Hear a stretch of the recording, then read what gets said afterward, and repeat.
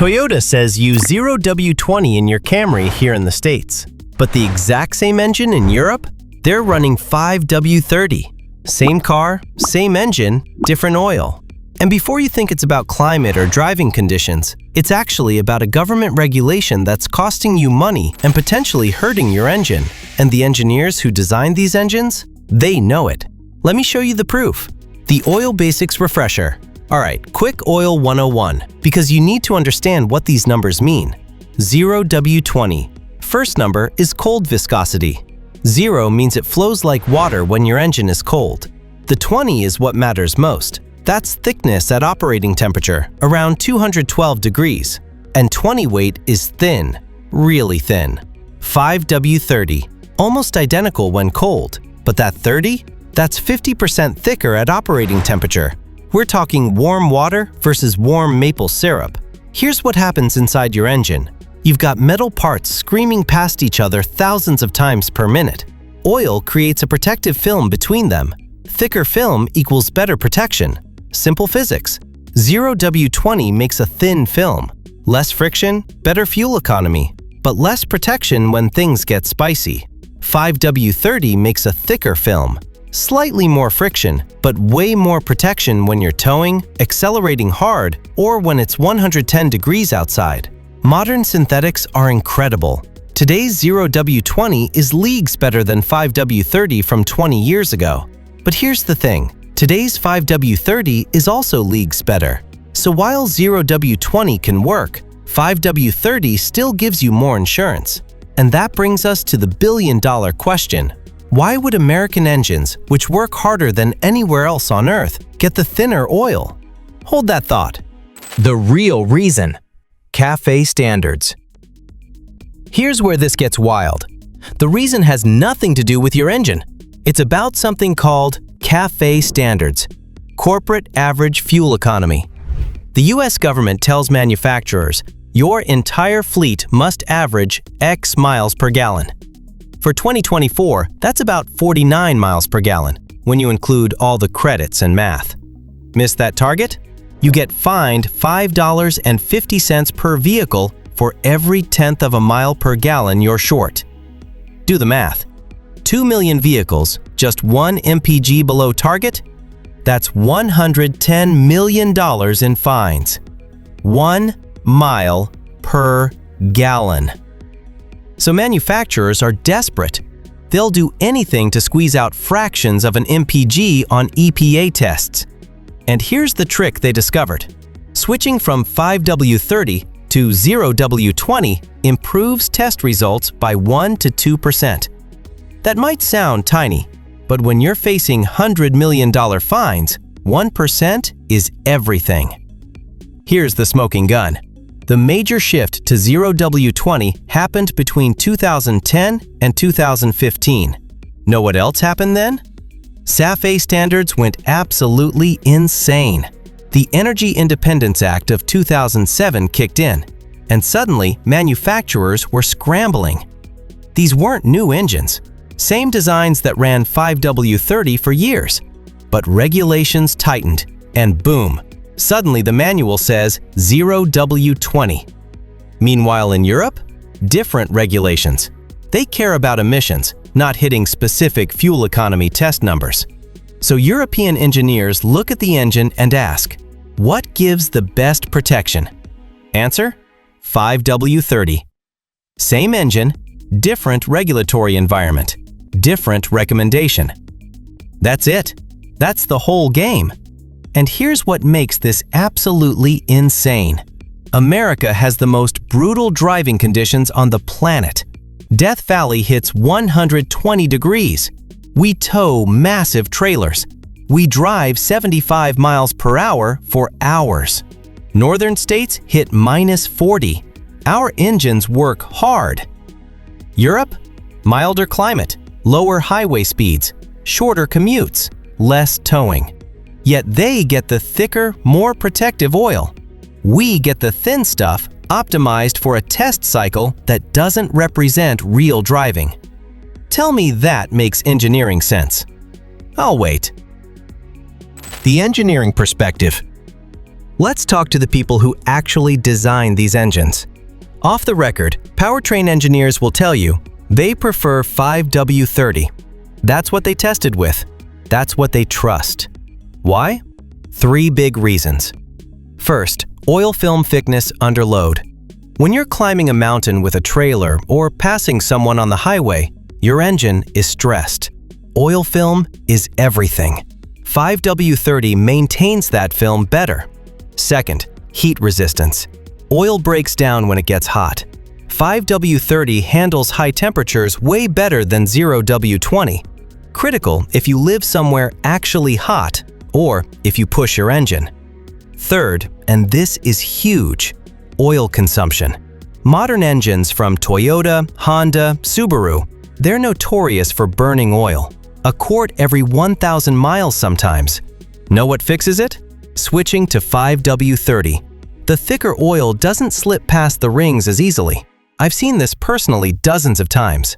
Owner complains about oil consumption on 0W20. Switches to 5W30, problem vanishes. That's not coincidence. Now, let's talk turbos. Turbochargers spin at over 100,000 RPM. They rely entirely on oil for cooling and lubrication. They create insane heat and pressure. Everything about a turbo screams, "Give me thick oil." Yet the Honda 1.5 turbo, 0W20, Ford EcoBoost, they tried pushing 5W20. Why? CAFE standards. The test cycle benefit outweighs the protection concern in the corporate decision. Engineers know this is backwards, but they don't make the final call. The regulatory compliance team does. Real-world implications. So what does this mean for your actual truck sitting in the driveway? If you drive like a grandma, never tow, live in perfect weather, and change oil every 3,000 miles, 0W20 is probably fine. But most of us don't live in that fantasy world. Here's when 5W30 makes way more sense. Hot climate. Arizona, Texas, Florida, anywhere that regularly cooks. Your oil is already working overtime. Don't make it work with one hand tied behind its back. Towing, even occasionally, your engine is screaming under load. Oil temperatures spike. You want every bit of protection you can get. Performance driving. You like to get on it? Track days? Aggressive highway driving? Thicker oil, no question. High mileage. Over 100,000, your tolerances are a bit looser. Thicker oil compensates for wear better. Turbos under heavy use. If you actually use that boost, your turbo is working hard. Protect it. Oil consumption issues. If you're adding oil between changes, try 5W30. Seriously, it works. Here's something most people don't know. Fleet and commercial versions of the same vehicle, they often spec heavier oil. Fleet managers care about longevity, not test cycle numbers. They choose durability. What do they pick? 5W30 or heavier. That should tell you everything. Now, the warranty question. If you're under warranty and the manual only says 0W20, using 5W30 could theoretically void coverage. Legally, they'd have to prove your oil choice caused the failure, which is nearly impossible. But they could make your life difficult. Solution? Check your viscosity chart in the manual. Many list 5W30 as acceptable in certain conditions. If it's in there, you're golden. Use it year-round, full warranty protection. Out of warranty? Do whatever you want. Your engine, your choice. The evidence you can verify. Don't just take my word for it. Here's proof you can check yourself. Go find European owners' manuals online. Same cars we drive. Look up the oil specs. You'll see 5W30 everywhere. Same exact engines. Check your own manual's viscosity chart. Right there in your glove box. Many show 5W30 as acceptable for higher temps. It's already approved. You just didn't know to look for it. Search for technical service bulletins. Toyota has issued TSBs recommending 5W30 for oil consumption issues on engines that spec 0W20. from the manufacturer themselves. Look at oil company websites. Mobil 1 and Castrol European sites show 5W30 oils approved for engines that use 0W20 in America. The oil companies know these engines can handle it. Check owner forums. Thousands of posts from people who switched to 5W30. Reduced oil consumption, lower temps, quieter operation. Real-world results. Oil analysis data from labs like Blackstone. Engines running 5W30 show equal or better wear compared to 0W20. Objective laboratory data. The timeline proves everything. CAFE standards tightened in 2011. Between 2010 and 2015, the industry mass migrated to 0W20. Same engines, only the regulations changed. That's not engineering, that's regulatory compliance. What should you do? All right, brass tacks. What should you actually run? Under warranty and want zero risk? Stick with 0W20, but use quality synthetic, change it often, and check that viscosity chart. Under warranty, but your chart lists 5W30? Use it, you're following the manual, no risk. Out of warranty? Here's my take. Normal driving, moderate climate, regular maintenance? 0W20 is fine. But if any of this applies, hot climate, towing, performance driving, high mileage, turbo engine, oil consumption issues, or you want 250,000 plus miles? Switch to 5W30.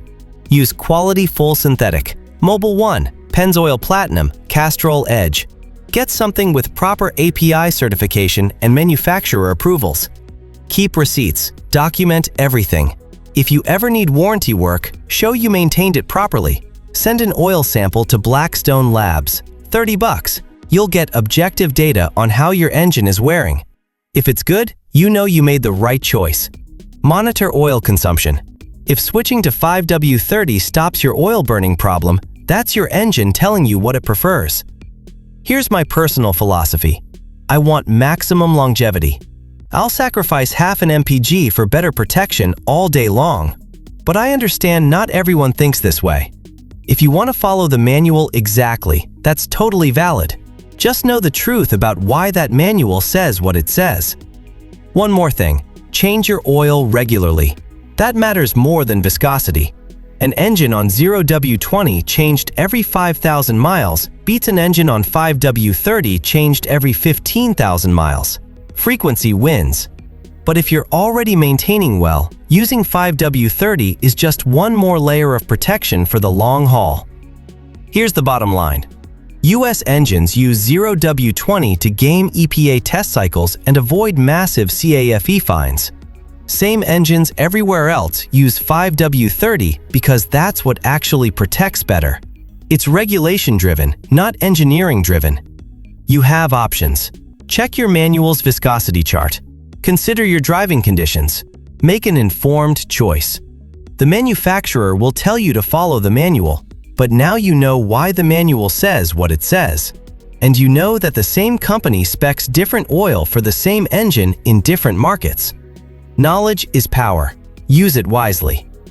All right, your turn. What are you running? 0W20? 5W30? Something else? Have you switched and noticed a difference? Drop a comment below. I read every single one and I want to hear your real-world experience. If this video opened your eyes, smash that like button. It helps more people find this information. Not subscribed yet? Hit that subscribe button and turn on notifications. Thanks for watching. Use quality oil, change it often, and I'll see you in the next one.